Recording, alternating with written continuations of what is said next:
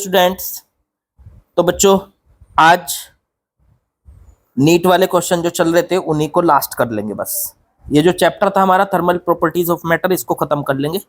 NEET वाले 36 year के question आज हो जाएंगे बच्चों कंप्लीट। चलिए क्वेश्चन नंबर 46 पे पहुंच चुके हैं हम। देखते हैं सवाल में क्या बोला है। इन्होंने कहा है the radiant energy from the sun. देखो सन है, ये हो गया सन। सन से निकलने वाली जो एनर्जी है radiant energy incident normally at surface of earth is 20 kilo calorie per metre square per minute. तो एक तरीके से ये क्या है, 20 kilo calorie per metre square per minute. इसको कह सकते हो आप, ये दे दी उन्होंने इमिसिव पावर। इमिसिव पावर हो गई आपकी ई, स्मॉल ई से हम इमिसिव पावर दिखाते हैं। आपको एक बार याद दिला देता हूँ इमिसिव पावर होती क्या थी। मान लो आपके पास कोई बॉडी है जिसका टेम्परेचर टी है, तो उसमें से लगातार हीट बाहर निकलती रहती है, तो उसकी जो इमिसिव पावर होती है ई, वो किसके इक्वल होती है। तो किसी भी बॉडी की इमिसिव पावर जो होती है वो होती है आपकी एप्साइलन सिग्मा एप्साइलन टी की पावर 4। ये किसी भी नॉर्मल बॉडी की इमिसिव पावर होती क्या है। इमिसिव पावर होती है बेसिकली ई बराबर जितनी हीट निकल रही है उसे एरिया से और टाइम से डिवाइड कर दो।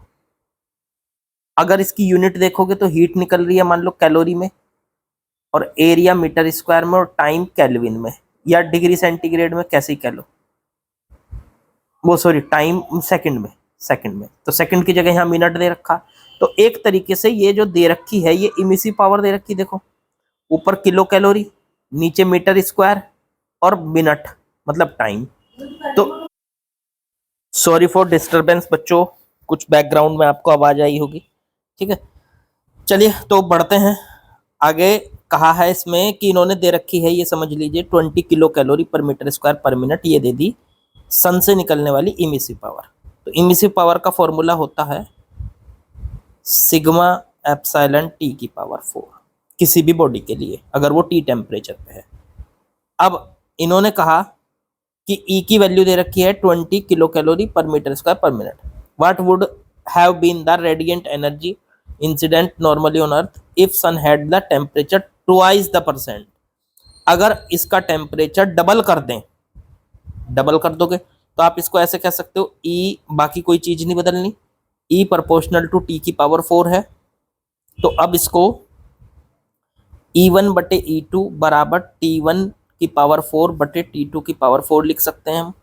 अगर हम इसका E1 कितना है 20 यूनिट लिख लेंगे बाद में, और बटे E2 निकालना है।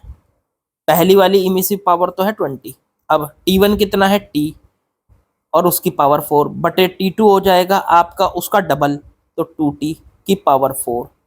T की पावर 4 से T की पावर 4 कट जाएगा, 20 बटे E2 बराबर 1 बटे 2 की पावर 4 हो जाएगा 16। इसको करेंगे क्रॉस मल्टीप्लाई और ये आ जाएगा 320 kilo calorie per metre square per minute.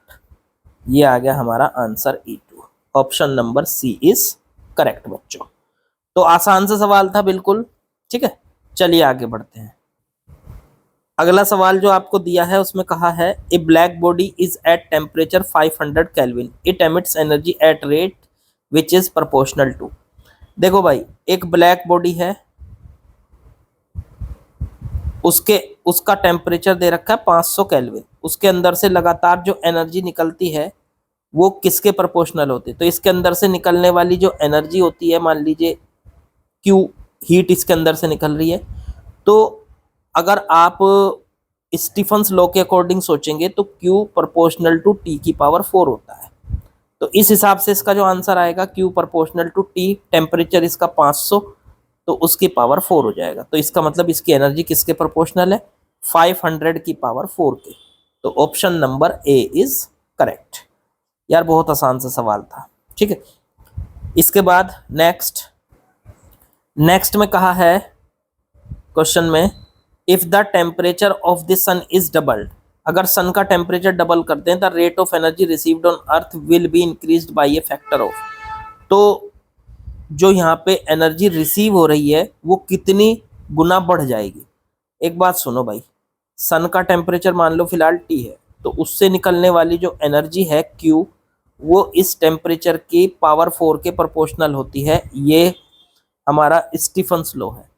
अगर हम इसका टेम्परेचर डबल कर देंगे, मतलब 2T कर देंगे, तो इससे निकलने वाली जो हीट है Q, वो कितनी हो जाएगी, Q डैश कह लो, वो पूछा है कितने गुना बढ़ जाएगी। तो ऐसे सोचो, Q प्रोपोर्शनल टू T की पावर 4 है। आप इसको ऐसे लिख सकते हो, Q1 बटे Q2 बराबर T1 की पावर 4 बटे T2 की पावर 4। Q1 को लिख सकते हो आप Q, Q2 हमें निकालना है, मतलब पहली एनर्जी को हमने Q मान लिया जो T टेम्परेचर पे निकल रही है। T1 को लिख सकते हैं T की पावर 4 बटे T2 को लिख सकते हैं 2T की पावर 4। T की पावर 4 से T की पावर 4 कट गया, Q बटे Q2 बराबर 1 बटे 2 की पावर 4 को लिख लो 16, क्रॉस मल्टीप्लाई कर लो तो Q2 बराबर आ गया 16Q। इसका मतलब जो एनर्जी है वो पहली एनर्जी से 16 गुना बढ़ जा रही है। ठीक है, तो इसका मतलब option number D is correct बच्चों।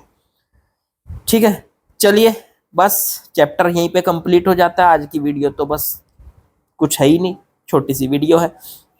चैप्टर कंप्लीट, कल नया चैप्टर स्टार्ट करेंगे नीट वाला ही, और हो सकता है कि कल किसी फॉर्मूले शीट की वीडियो डालूं मैं आपके लिए, तो वो देख लेना। चलो जो भी मिलेगा कल देखेंगे, और लाइक शेयर सब्सक्राइब कमेंट बाकी कल करते हैं बच्चों।